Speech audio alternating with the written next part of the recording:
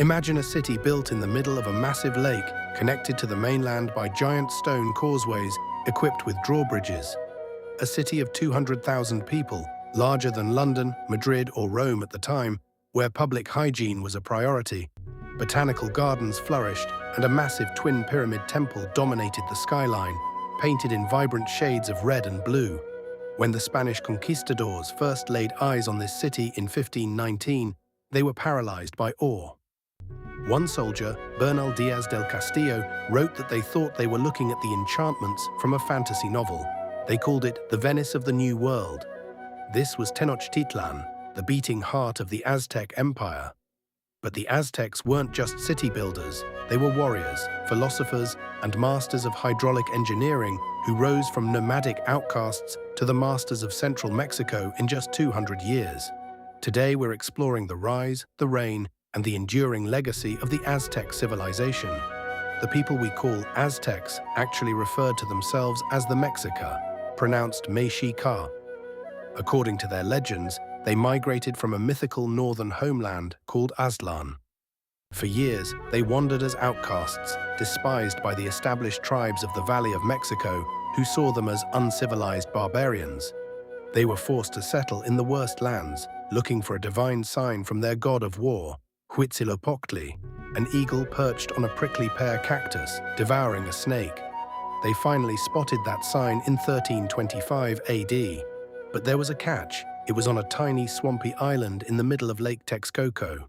While other tribes mocked them, the Mexica saw a strategic masterpiece. The lake provided a natural moat for defense and a transportation network of canoes that would allow them to strike anywhere in the valley with lightning speed. The Aztec Empire eventually covered over 80,000 square miles, stretching from the Pacific Ocean to the Gulf of Mexico, encompassing a diverse landscape of tropical rainforests, high-altitude mountains, and arid plateaus.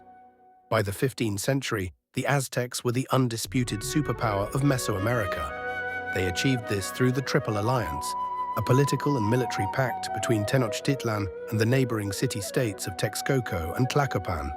While Tenochtitlan provided the military muscle, Texcoco was the cultural and legal heart of the empire, famous for its libraries and poets.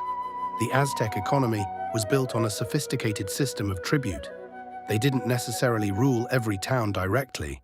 Instead, they demanded regular payments of gold, jade, iridescent quetzal feathers, and cocoa beans, which served as currency.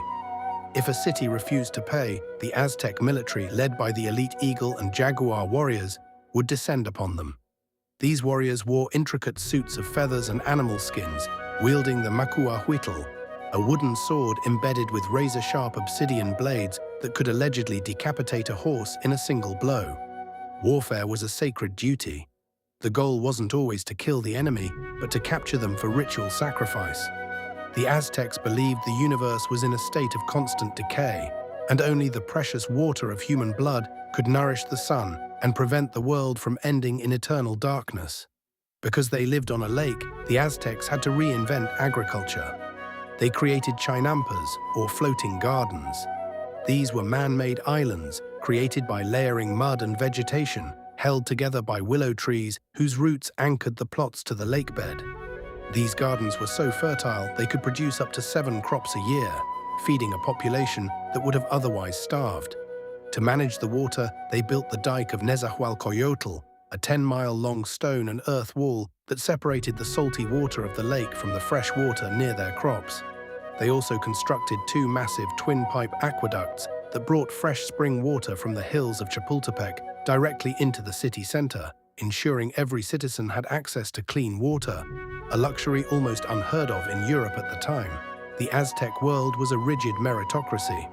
At the top was the Huitzilopochtli, the Great Speaker, a semi-divine emperor who lived in a palace with a private zoo and hundreds of attendants.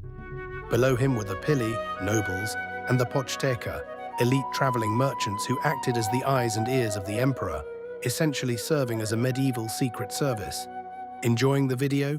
Please support us by dropping us a like and comment on the video. One of their most progressive impacts was in universal education. The Aztecs were one of the first societies in human history to have compulsory education for all children, regardless of social rank. Boys in the Kalmakak learned the complexities of the 260-day religious calendar, law and history. Boys in the Telpoch Kali were trained in the arts of trade and war. Girls were educated in music, home management and religion. This high level of literacy and civic organization allowed the empire to manage a vast bureaucracy without a single wheel or pack animal.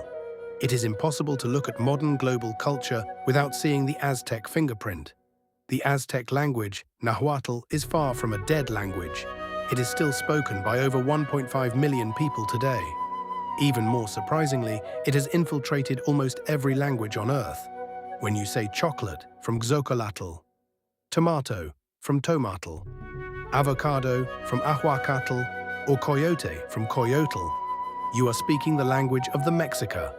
The very name of the country, Mexico, comes from the Mexica people, and the capital, Mexico City, sits directly on top of the ruins of Tenochtitlan. The Aztecs were master botanists. They were the primary cultivators of corn, maize, which is now the most produced cereal crop in the world. They also introduced the world to vanilla, turkey, and amaranth. But their greatest gift was the processing of the cacao bean. To the Aztecs, chocolate was a divine, frothy, bitter drink flavored with chili and vanilla. It was so valuable that 100 cacao beans could buy a slave. Today, every chocolate bar on the planet can trace its ancestry back to the royal courts of Montezuma. The Aztecs were deeply philosophical. They obsessed over the concept of Teotl, a single mysterious energy that flows through all things. Their poetry, known as flower and song, emphasized the beauty and fragility of life. This cultural focus on the cycle of life and death directly birthed the modern Dia de los Muertos, Day of the Dead. The vibrant marigolds, the sugar skulls, and the belief that the dead return to visit the living are all remnants of Aztec spirituality blended with later Spanish traditions. The Aztec Empire didn't fall because it was primitive. It fell because of a catastrophic convergence of events. In 1519, Hernán Cortés arrived with 500 Spanish soldiers. They brought steel, horses, and gunpowder, but their most effective weapon was invisible: smallpox. The Aztecs were a tribute empire, and many tribes, like the Tlaxcalans, hated their Aztec overlords. Cortés was a master manipulator, convincing tens of thousands of these indigenous warriors to join his cause. The final siege of Tenochtitlan in 1521 was an apocalyptic battle. The city was systematically dismantled stone by stone. At the end of the 80-day siege, the Venice of the New World lay in ruins, and the last emperor, Cuauhtémoc, was captured. The Aztec Empire lasted only 200 years, but in that short time, they created a civilization that rivaled the Roman Empire in its complexity and the Egyptian Empire in its grandeur. They were a people of staggering contradictions. They could be incredibly violent in their sacrificial rituals, yet they were obsessed with the beauty of a blooming flower or a well-turned poem. They built a paradise on a lake and mapped the heavens with a calendar more accurate than the one used by the Spanish who conquered them. Today, if you walk into the Zócalo, the main square of Mexico City, you are standing on the site where the Great Temple once stood. The stones of Aztec pyramids were used to build the Spanish cathedrals. The Aztec legacy isn't just in a museum. It's in the food we eat, the words we speak, and the resilience of the Mexican people. The Lords of Anahuac proved that humanity can flourish in the most unlikely of places, even on a swampy island in the middle of a lake. Enjoyed the video? Please support us by dropping us a like and comment on the video.